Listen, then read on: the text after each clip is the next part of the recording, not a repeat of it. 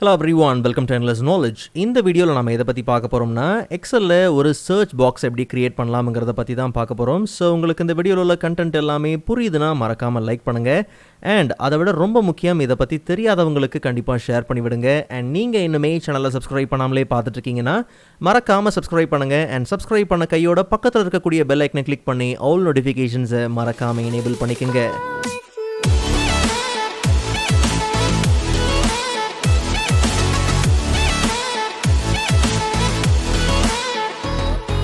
Alright, so first of all, இங்கே இருக்கக்கூடிய இந்த டேபிளில் கிட்டத்தட்ட 500க்கு மேலே பார்த்தீங்கன்னா டேட்டாஸ் இருக்குது. ஸோ நேம்ஸை பேஸ் பண்ணி சர்ச் பண்ணும் போது பார்த்தீங்கன்னா ரிசல்ட் எனக்கு கீழே இங்கே ஸ்பில் ஆகி வரணும். ஓகே, ஸோ நமக்கு என்ன சர்ச் பண்ணணும், என்ன தேவைங்கிறத ஒரு டெக்ஸ்ட் பாக்ஸில் தான் பார்த்தீங்கன்னா டைப் பண்ண போகிறோம். ஸோ நம்ம சர்ச் பாக்ஸில் என்ன டைப் பண்ணுறோமோ அதுக்கான ரிசல்ட் பார்த்தீங்கன்னா கீழே நமக்கு இந்த ஏரியாவில் பார்த்தீங்கன்னா ஸ்பில் ஆகி வரணும்.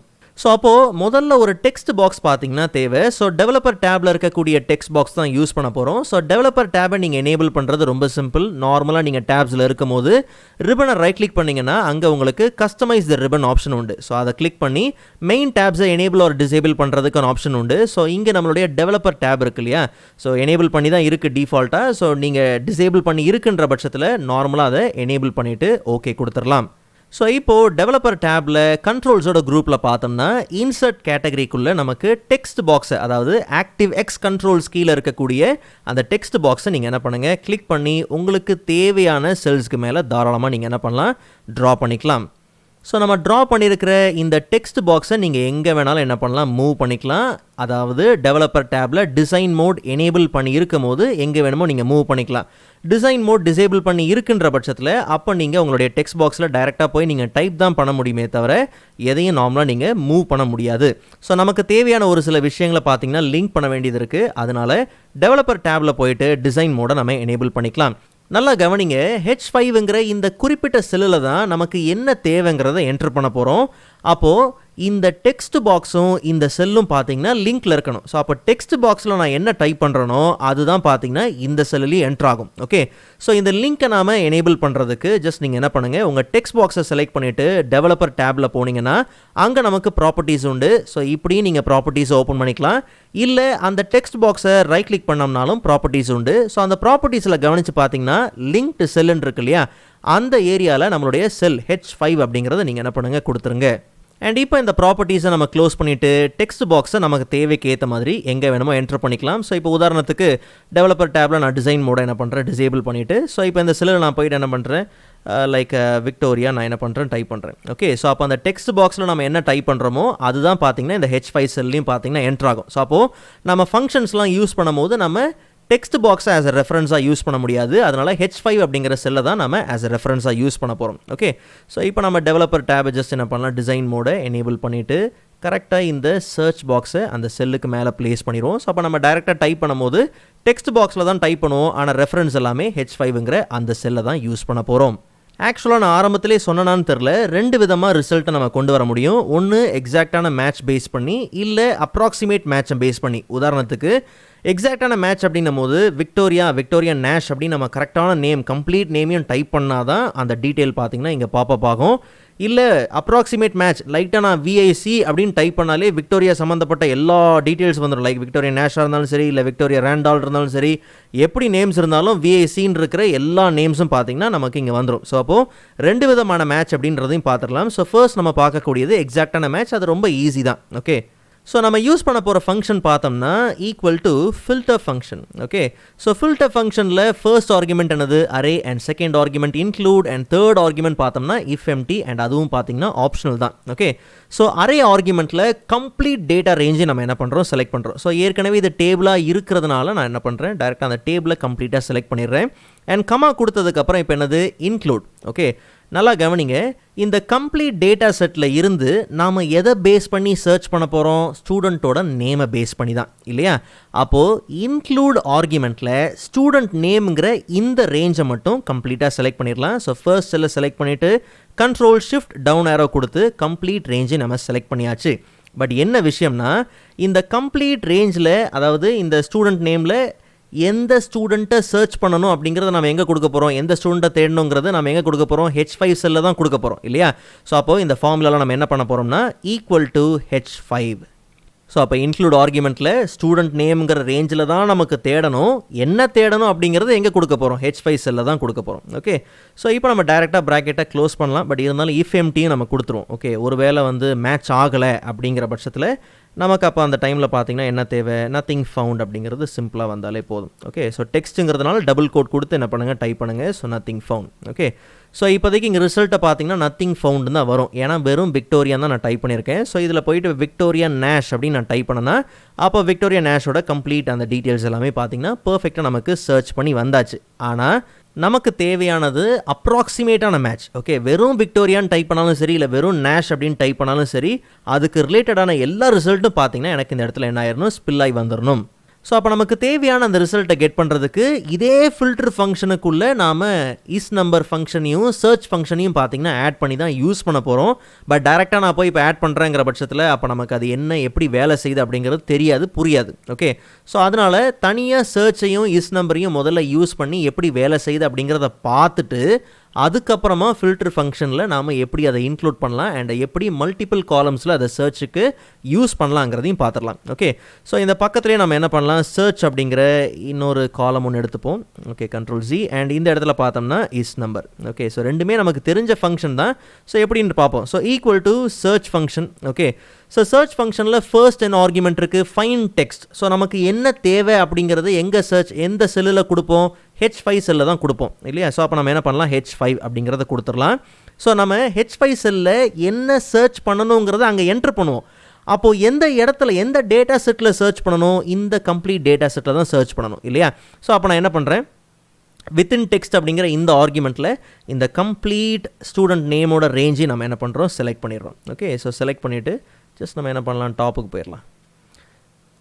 அண்ட் ஸ்டார்ட் நம்பர் இது தேவையில்லை. ஸோ அது கடைசி ஆர்குமெண்ட். ஸோ ஜஸ்ட் நம்ம என்ன பண்ணலாம்? ப்ராக்கெட்டை க்ளோஸ் பண்ணிடலாம். ஓகே, ஸோ இப்போ நல்லா கவனிங்க. இந்த இடத்துல நான் என்ன பண்ணுறேன்? வெறுமனே லைக் வந்து V அப்படின்னு நான் என்ன பண்ணுறேன்? கொடுத்துட்றேன். ஓகே, ஸோ இதில் இப்போ கவனித்து பார்த்தீங்கன்னா Vன்னு என்ட்ரு பண்ண உடனே இங்கே 1 அப்படின்னு வந்திருக்கு. அண்ட் அதுக்கப்புறம் பார்த்தீங்கன்னா கீழே இங்கே 12 அப்படின்னு வந்திருக்கு. அதாவது சர்ச் ஃபங்க்ஷனோட வேலை என்னென்னா, நாம் V அப்படின்னு என்ட்ரு பண்ணியிருக்கோம் இல்லையா? இந்த Vங்கிற கேரக்டர், இந்த லெட்டர் இந்த வேர்டில் எத்தனாவது பொசிஷனில் இருக்குது அப்படிங்கிற அந்த பொசிஷன், அந்த நம்பரை தான் பார்த்தீங்கன்னா, அந்த வேல்யூவை தான் பார்த்தீங்கன்னா ஆஸ் எ ரிசல்ட்டாக கொடுக்குது.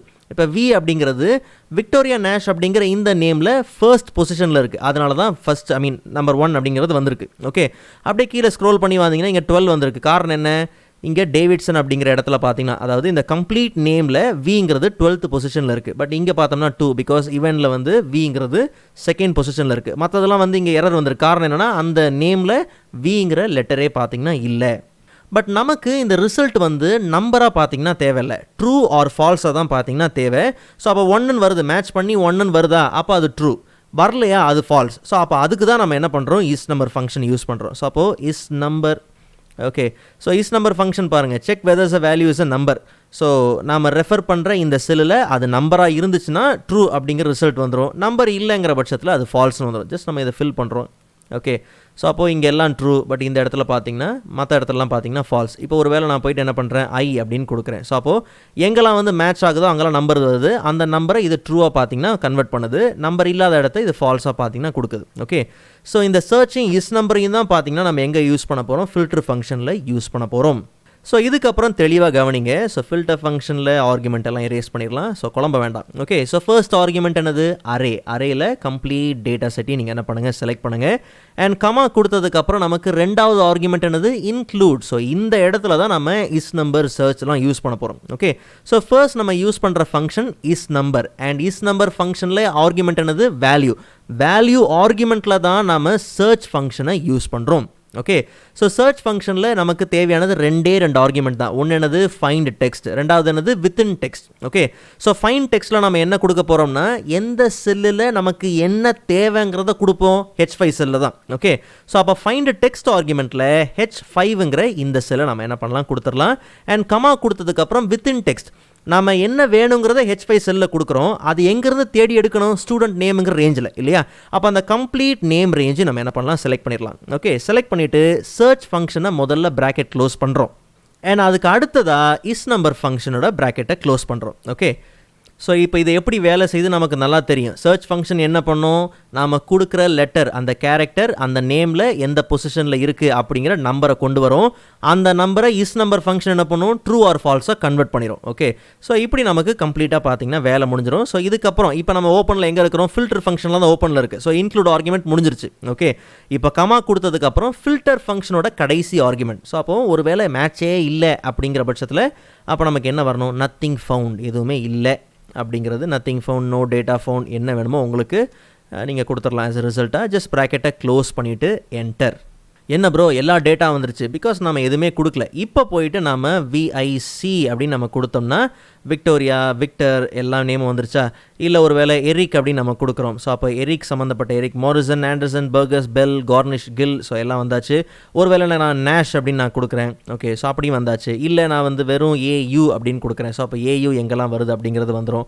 லைக் வந்து இப்போ உதாரணத்துக்கு நிக்கோலஸ். ஓகே, ஸோ அப்போது நிக்கோலஸ். ஓகே, ஸோ அப்போது என்னென்ன நேம் அப்படிங்கிறது எல்லாமே பார்த்திங்கன்னா மேட்ச் பண்ணி பர்ஃபெக்டாக நமக்கு பார்த்திங்கன்னா அந்த அப்ராக்சிமேட்டாக மேட்ச்சில் எல்லாம் நமக்கு ரிசல்ட்டாக வந்தாச்சு. எல்லாம் ஓகே தான் ப்ரோ, ஆனால் நான் இந்த ஒரே சர்ச் பாக்ஸை யூஸ் பண்ணி மல்டிபிள் காலம்ஸை சர்ச் பண்ணணும். பிகாஸ் நம்ம இப்போ அந்த சர்ச் பாக்ஸை யூஸ் பண்ணி என்ன பண்ணுறோம், ஸ்டூடெண்ட் நேமுங்கிற அந்த ஒரு காலம் மட்டும் தான் சர்ச் பண்ணுறோம். ஓகே, இப்போ நான் ஒரு வேளை வந்து டேலி பேஸ் பண்ண ஸ்டூடெண்ட்ஸ் மட்டும் எனக்கு வேணும். அப்போ நான் போய் இங்கே டேலி நான் டைப் பண்ணுறேன்னா வருமா, எதுவுமே வராது. பிகாஸ் நம்ம ஃபோக்கஸ் பண்ணுறது ஒரே ஒரு காலம் மட்டும்தான்.